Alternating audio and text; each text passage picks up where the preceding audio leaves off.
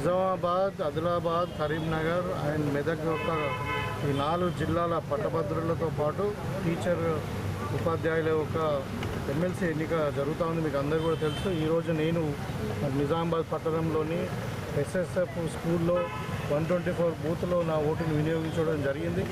మీకు అందరు కూడా ఈ సందర్భంగా ఇక్కడ పెద్ద ఎత్తున అందరూ కూడా ఓటర్స్ అందరూ కూడా ఓటు వినియోగించుకోవడానికి రావడం జరిగింది. మరి ఓటింగ్ కొద్దిగా స్లో అవుతున్నప్పటికీ మరి ఇప్పటికే 50% ఓటింగ్ అని నేను చెప్తా ఉన్నారు.